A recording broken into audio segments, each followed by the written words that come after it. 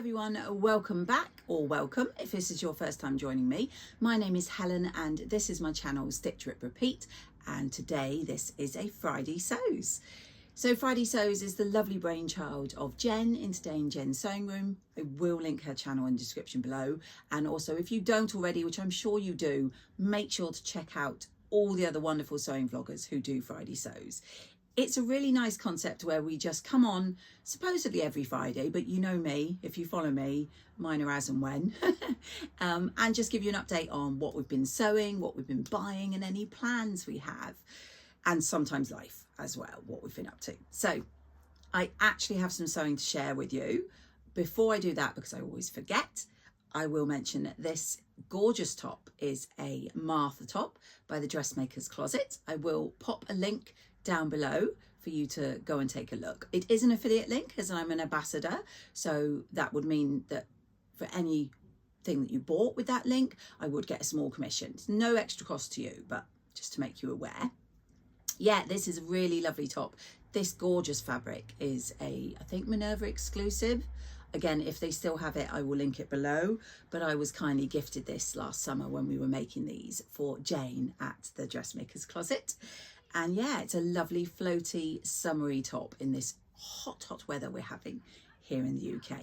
So with that in mind, please forgive any noise. I've got the window open because I couldn't cope without the window open. Lovely warm weather we're having. So yeah, I have sewn up 3 things to share with you guys. One you can see, I imagine right here. And if you've seen my Sew Fruity 24 vlog, then you will know what that is all about. And the other I have made is the Saguaro set by Friday Pattern Company. Now, I've made the top and the pants, but I haven't made it as a co-ord. So I've made it as 2 completely different patterns that I will wear separately. So for instance, quickly, this is what the top is made of, and this is what the Saguaro pants are made of. So first up, I made the Saguaro top, and hopefully editing me will pop in photos. I love this. This is the inspiration of, well, I was inspired, sorry, by the lovely Alison, who is so like Dotty. I will link her channel and everything I talk about in the description below. She made a 2-back hack of the Saguaro because, as you can see hopefully in the picture, the original pattern has like a wrap effect, and you can do ties as well. But they do say in the pattern that you can wear it the other way round. And Alison came up with the ingenious idea of just having the 2 backs as the pattern and no low crossover at the front. And I loved how hers turned out. So I thought I'd give it a go in this gorgeous double gauze with these iridescent metallic flecks from Sarah at Simple Life Fabrics. And I love it. As the name suggests, you simply cut out 2 of the back pieces instead of doing one at the front. And then I have lowered that neckline at the front a little bit. I remembered to put in a label for a change. And yeah, I love how this has turned out.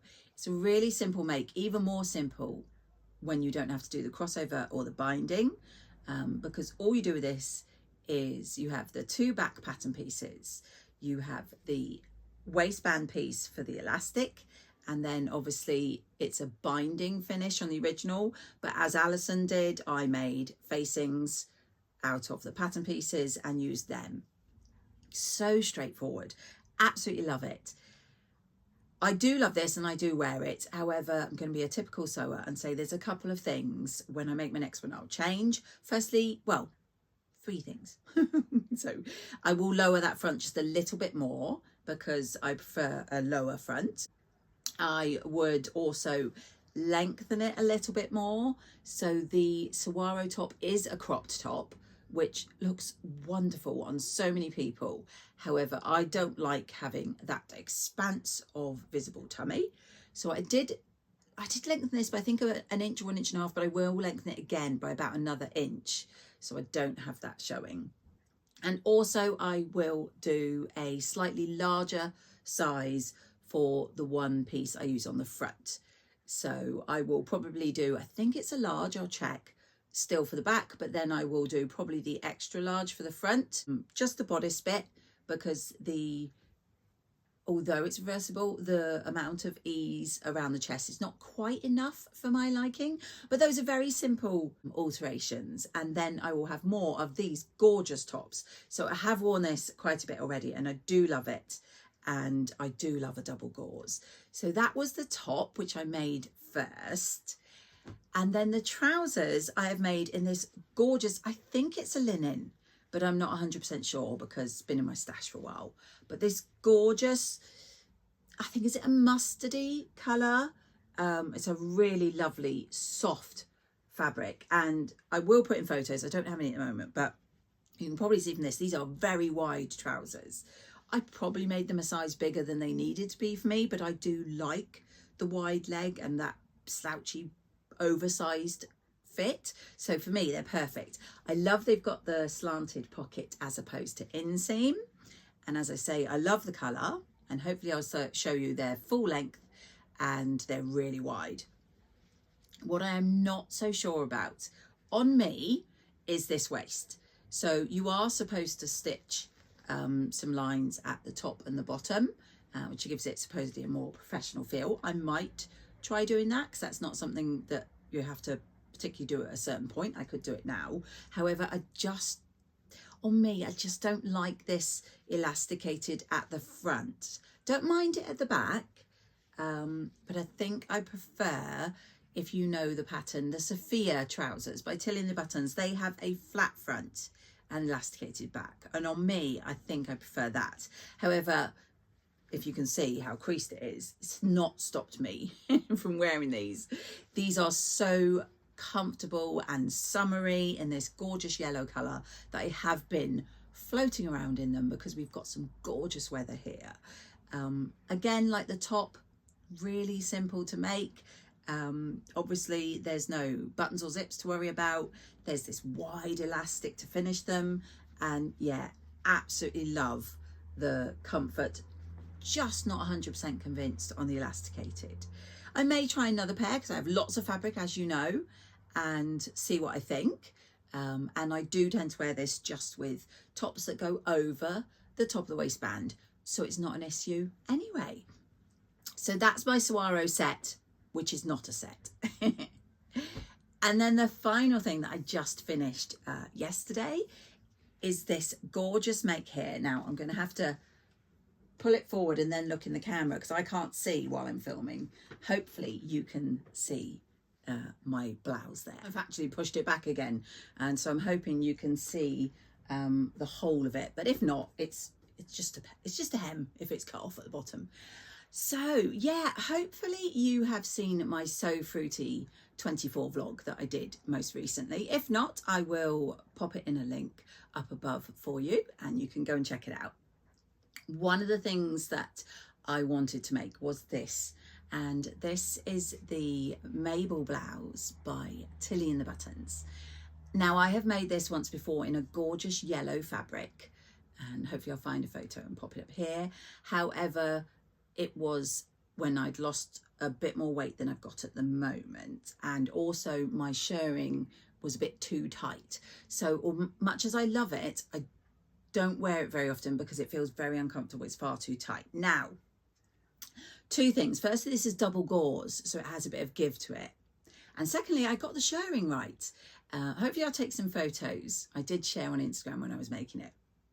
For my shirring, if you follow me for a while, you may recall I had a real nightmare when I was making the first one, which I think was last summer, and I just could not get it so that it would pull in. It was just doing stitches, and oh gosh, it was so frustrating. However, I have got a faff machine now. I had a brother then, which I still have, and I think it was the lovely Ruan that said to me there was a video about how to make your brother do shirring, and it turned out that the bobbin case, I think it's called the bobbin case, I'll pop a little photo, has a little screw on the brother. I think it's got a green dot on a lot of them or something, or green paint or something like that, and it basically says you have to alter this screw slightly in order to make the shirring work. And so I did that and it worked wonderfully. Now, as I say, I now have a faff, which I love. So I still have my brother. And what I've done is I have left that bobbin set up with that tension altered in that little screw so that whenever I want to show anything, I just dig out my brother machine. Clever, right? So all the shirring is in this gorgeous pink thread, which I was advised by my lovely friends that would look lovely against this, and I think it does. One thing about the pattern, which a few people agree with me, I suspect most people do, strangely, Tilly tells you to do the skirt piece showing first, but then you do various other things before she tells you to do the showing on the sleeves. Personally, I think it's much easier to get the showing all out of the way. So I did the skirt piece and the sleeves in this gorgeous pink all up front before I did anything else. And yeah, like I say, I'm really happy with how they turned out. This double gauze is from Pound Fabrics. I will link it below. They have it still in this colour and in a pink, which, spoiler, I've just ordered because I love this one so much. And I made, I want to say a size 4. I will double check. I come out as about a size 5 in Tilly's measurements. However, a lot of her patterns I go down to a 4. And in this case, it's the perfect size. Now, it's very straightforward sew up. Once you've done the shirring, I think, there's not a lot to it. There is elastic in the front here, and these ties are actually just decoration. So you pop the elastic in here. There is also elastic in the sleeve heads and along the bodice at the back. So really quite straightforward once you've got all those in place. Now, I had to wait, sadly. I got my showing done and I wanted to crack on, but I could only do things that didn't need the elastic. So I made the ties and I did some hems and things like that. Because annoyingly, although I have a drawer full of elastics, I didn't have the right width elastic. I think this elastic is a 10mm. So I had to wait for an order to come, but that came really quickly. Popped in all the elastics as per the instructions, which, as I say, apart from the showing, are wonderful as usual. And voila, absolutely love this top. I love the colour. I love the strawberries. I loved it in the yellow. I did lengthen the bodice because I find that the bodice pieces finish very high up, sort of empire line. Now, although I love this and I wear it, in hindsight, I've lengthened it probably a bit too much. It sits just a little bit below my natural waist and I have to pull it up a little bit. But I love that because it gives it a sort of blouse on effect. So I've made a note on the pattern to alter it so that it's not quite as long. I think I added 2 inches, so I'm going to add 1 inch. But yeah, this I'm sharing with you guys now because obviously as it's part of the Instagram challenge, I can't share it on Instagram until the 30th of June, which is the reveal date. So you're getting a sneak preview of my finish, and hopefully after this I've taken photos and we'll pop them in here. But yeah, I'm really happy with all 3 of my makes and I've felt really at home in my sewing room this week. I don't know about you, but it's just so good for my well-being. When I'm sewing, I'm not thinking about anything else, and sometimes that's a really good thing.